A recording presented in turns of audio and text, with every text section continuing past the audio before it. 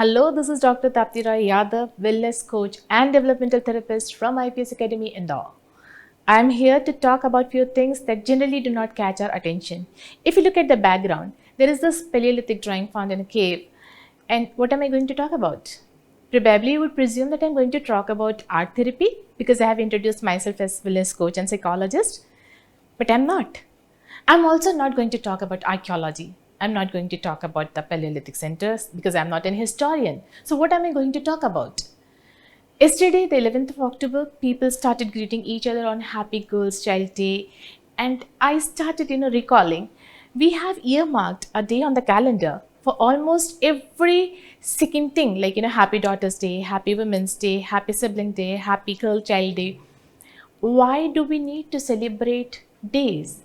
Because we have gotten so very caught up in our regular schedule that we almost have forgotten how to celebrate these tiny little things in our life or exchange pleasantries when it's time to exchange.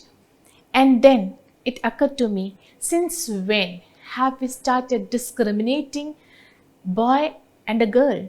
Since when have we started labeling male, female, these are your role models, this is your role responsibility? Does everything comes with nature? Is it so natural? Actually, no. We have started this practice and this practice has evolved naturally, maybe, but these are not biological factors that contributes to our gender discrimination. We are taught in the process of socialization. So, today, I'm not going to talk about history. I'm not going to talk about archaeology. I'm not going to talk about art therapy. I'm going to talk about something that was very prevalent in history. It's still prevalent in modern days. This was found yesterday, some thousands of years ago. This was found yesterday, maybe some months back. The discrimination and the fight for equality is as age old as our evaluation theory is. So this is something that I found while I was reading a journal, and this particular research was published in European Journal in early 1990s, and it was found that the men were valued over women even in prehistoric age. So they must have started valuing women first. My assumption is women were, men because they have faced a lot of violence. My assumption is women were given privilege. They were actually being shielded, protected. This keeping female inside the cave must have occurred with this concern that outside the cave, they had to face a lot of, threats from wild animals. Maybe there was violence taking place amongst the tribes. So they wanted to protect the female of the tribe or the clan, and hence it started as a practice to protect the female species, which ended up granting them a status which stood little lower than male folk. Now, how this practice eventually, started affecting our modern world and how it got converted into discrimination, we'll see as we proceed. And there are so many other things which I would like you to take notice of, which generally we do not, because we do not bother ourselves with tiny things that a change can be introduced to. Next thing I would like you to take notice of is the scholar who has conducted this study. And please refer to this journal if you want to know more about how things were in prehistoric stage. When you see this picture, invariably somebody would believe that this is a picture of newborn babies who are probably twins. There is no gender mentioned, but the very depiction of color, most of the people whom I have talked about have said that this pink probably is a girl, the blue probably is a boy. And then this common saying, this common chit-chatting took place wherein people started discussing among themselves, boys are named Bill because they prefer blue, or maybe, blue is for boys and they are named Bill, and then pink is for girls who are named Pinky. I find it highly objectionable. Why should we depict sex via color? Color has no gender. Color should be neutral. Baby is a baby. So let the baby be born. Just being born as a baby and not being born as Bill. Another thing that I have to notice of in our society around us is Whenever trying to categorize some people in certain type of traits or characteristic they share with the species, they would say he is more objective, fine, when the person is a male. But then they would always say, this girl is very masculine and she has very masculine inclinations because she is bold, she is cold, and she has taken after her father because she is more logical or maybe decisive. When it comes to the male member of the society, I have also noticed some of them being labeled as very emotional, very submissive, very touchy, delicate, and then a prefix would always follow with them whenever this such kind of sentences are to be uttered. People generally say, why are you behaving so feminine? Why do you have to be so sentimental? It's such a feminine gesture. These are mere words and traits. They are characteristics one should enjoy. There is nothing wrong in being emotional. There is nothing wrong in being decisive. There is no extra thing is called for when you have to be bold. It's just to be, you have to have a less fear element in your, you have to be a little more risk taking to be acting on your decisions. Probably you have to be more vocal to prove yourself logical. But this has nothing to do with masculine, feminine, you're soft. You would not be able to reach high because you take time to interact with people, and this shy character is more of feminine nature. How? These are just words. They talk something about our characteristic, fine, but they do not talk anything about themselves being male or female. They are just words. Another thing that I would like people to take notice of is stop projecting female as a goddess with superpower who can do everything. And females, please take notice of this. You are being complimented on every small act as if it was your responsibility. You did it and hence being applauded. There is nothing wrong in taking responsibility of household tasks. There is nothing wrong in being happy cooking the food for the family. There is nothing wrong attending an official meeting when probably your lunchtime is getting overdue. What is wrong is when you do this under pressure. What is wrong is when you're getting stressed out. You cannot comply with everybody's whims and fancies every now and then, but then you do. Half of the society keeps applauding this female character in the family because they assume that these are the duties that a female should be fulfilling for the family members. And because some of them are very nice gestured member in the family, they also remember to congratulate or compliment the female without actually realizing that creates all the more pressure on that female member of the family to fulfill everybody else's wish. These are adulations. They are used to pump in energy so that we can be at service when people need, which I do not find anything wrong with, but surprisingly, I do not find it correct as well. Can you see the picture in the background? If I ask you to count the heads, probably you can, but if I ask you to count the females, probably you will find it a little difficult because females are generally not allowed to go out in such crowded space. They do not feel safe. One, family members do not feel safe is another. And it is at most priority for the family to protect their pride and which remains somehow with the female member of the family. Such kind of gathering, such crowd is generally prohibited for the female member to participate in the society. Why? I wonder why. Because fun and a lot of celebration or festivities, they have no gender. Fun has no gender. Happiness is neutral. So female and male both stand equal right to celebrate any such thing which unfortunately we have deprived the females of because we as a society find it inconvenient. We find it threatening to their existence. But we forget to train our male folks how to behave with females so that females should not feel threatened and they should feel secure even in outside. This would remain a puzzle for a long time hence, because I don't think that society is sooner going to get rid of this particular frame of mind that if we let our girls outside in such crowd, they will be hurt. So it depicts the same mentality that our male members of the family suffered or survived, do not know, but they did try the same strategy to protect the female members. How do we change then? Look at the picture the boy is showing. It's basically a show off of power. We ask our kids nowadays to not behave aggressively, to not hurt people.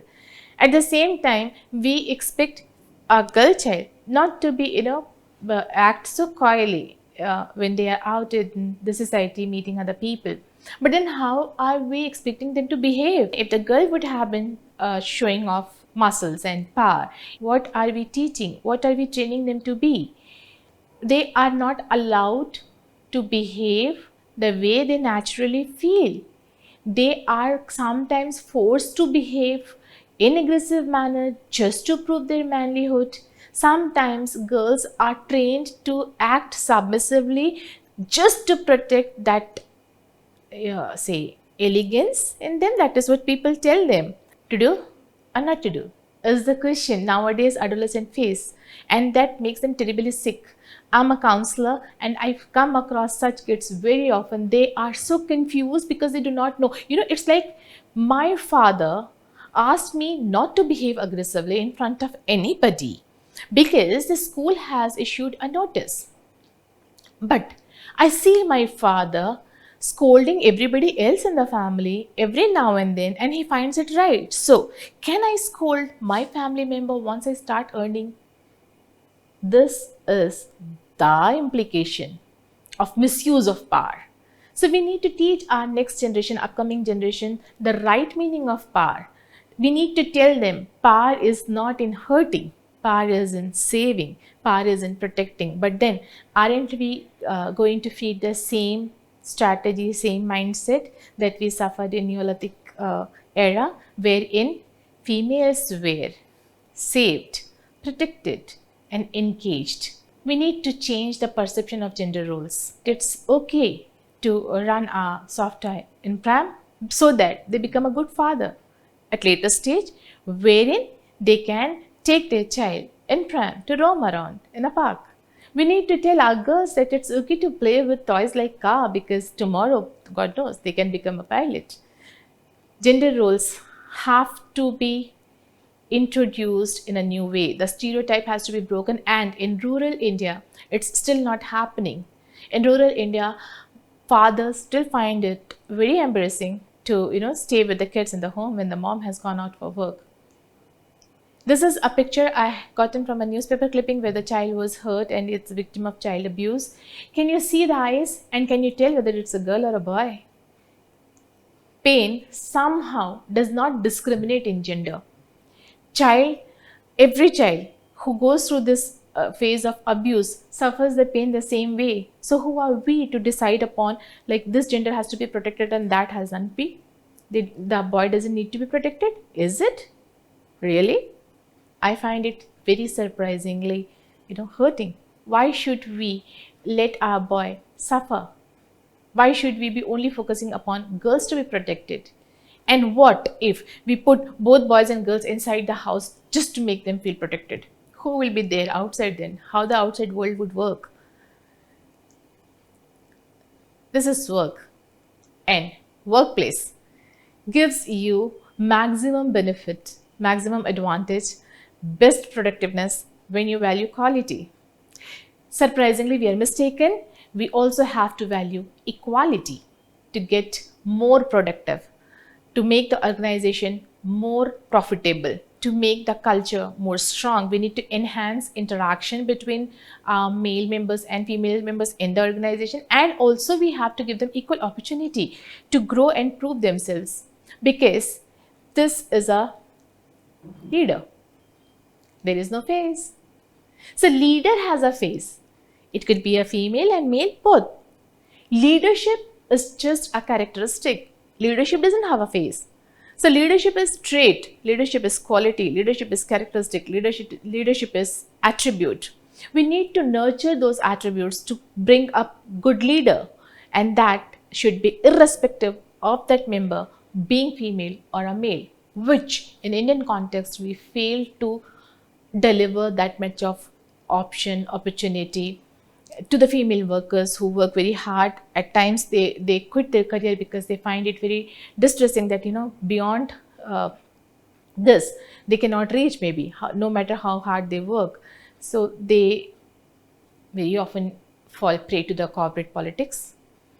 I'm also a corporate counselor, so I come across such members who have, they quit their job, they quit their ambition because they found it too harsh to survive in the corporate world dominated by male fraternity, so much so that their value of genuine work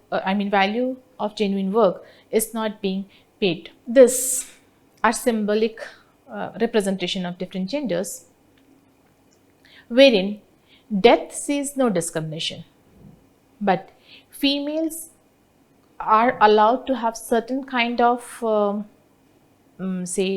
rituals. In some of the tribes they are they are being mourned for lesser time.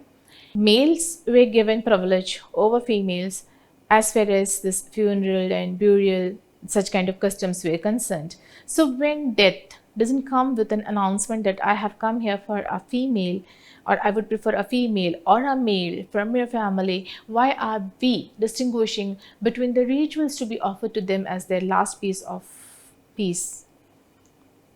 See the picture. It's like very difficult to distinguish or label or tell them. Maybe if I ask somebody like you need to take out the male members from this and the female shadows, or the caricatures which would be representing female and which would be representing male, half of them will take pinks away and then put blue together, and that is it. Gender sensitivity is a process by which people are made aware of how gender plays a role in life through their treatment of others. And what are we teaching our upcoming generation? We are teaching our generation, the upcoming generation, that one who has to be protected has to be also kept inside the house. Providing protection to someone doesn't mean that you have to put them in encumbrance. What are we teaching them? That the softer color belongs to female and the harsh colors, dark colors, solid colors belongs to male. Why a male member of the society cannot wear a peach color shirt with as much pride as he is liking it? We don't allow them.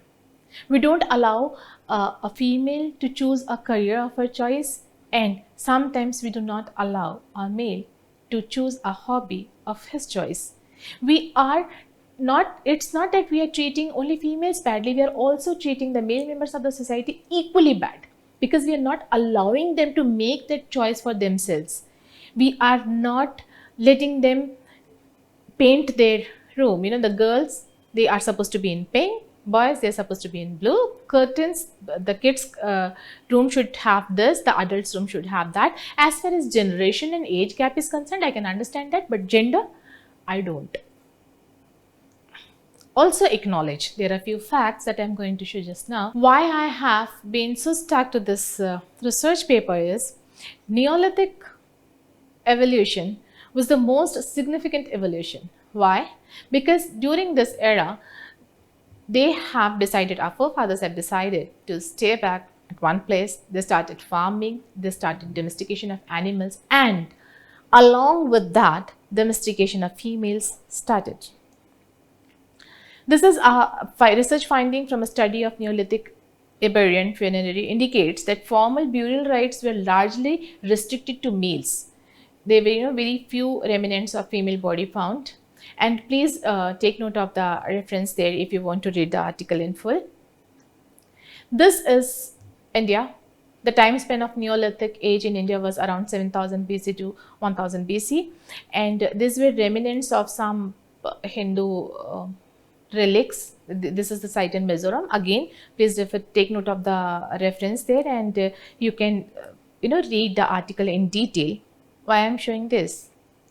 Because what pains is the fact that after 8,000 years passed by, after the Neolithic Revolution, we are still struggling to grant females their legitimate honor and space.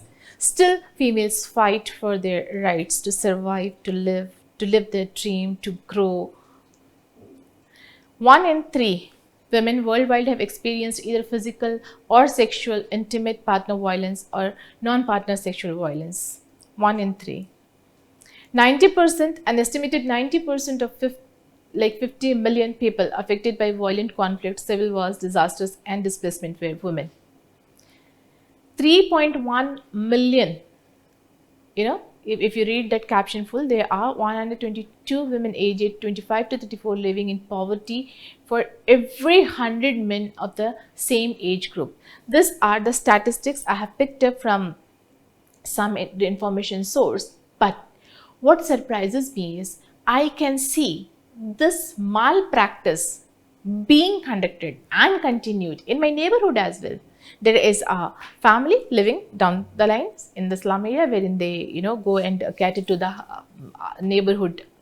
Surprising, irony, but fact. So, what do we do? As an institute, as an academic institute, our role is to spread awareness.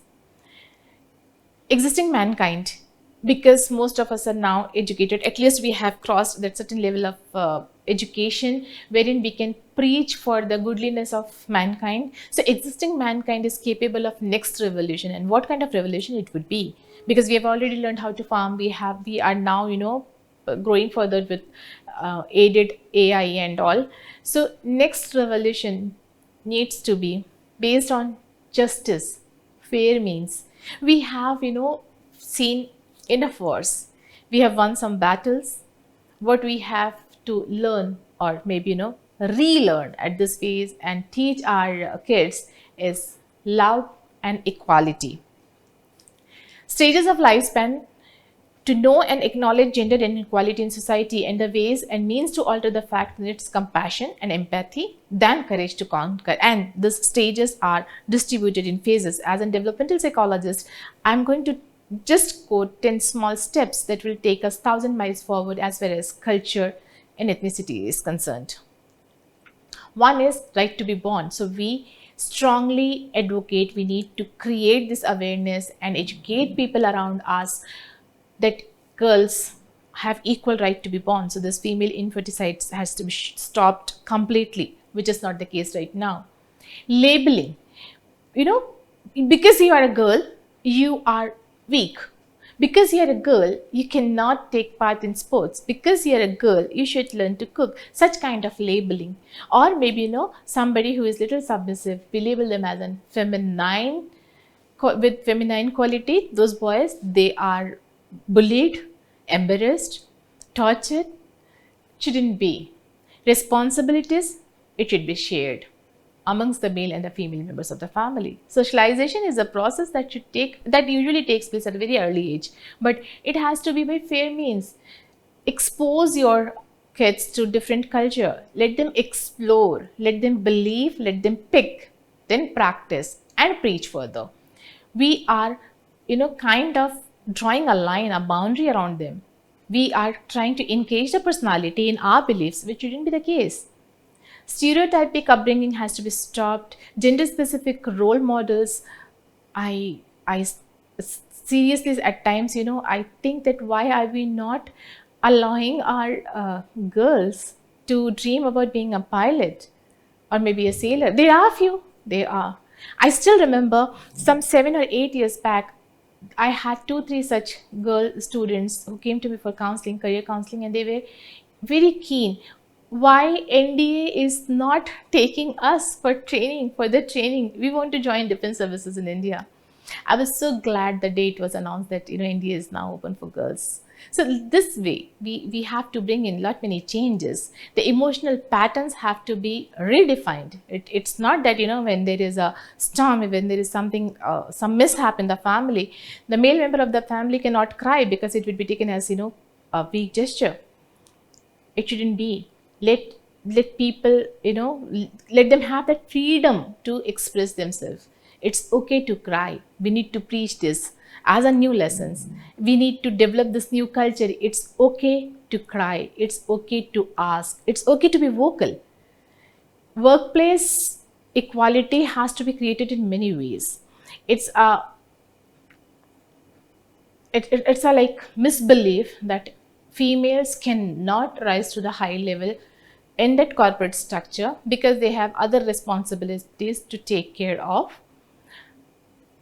As far as childbirth and the very beginning nurturance of a neonatal is concerned, other than that, I do not see why the man cannot take care of the child at times. They can also do this. They can share responsibilities and let the female member grow as well if she has the quality and the strength and ambition. Let freedom flow. Let us, take this initiative to define our culture in such a way wherein we can define freedom in new specific terms, where the females are also granted maybe not the choice, but at least the deserving right to be cremated properly, to be buried properly, to enjoy the final rites of funeral the same way as a male member is granted status in the society. If you need to understand further, you can come and meet me. I'm Dr. Tapati Yadav, developmental therapist and wellness coach from IPS Academy. I'm found in Central Placement Cell, room number 11 and 12. And follow us to know more, as we will be talking about those 10 tiny steps which would take us further. We will have a, better society. We can form it for sure together. Thank you.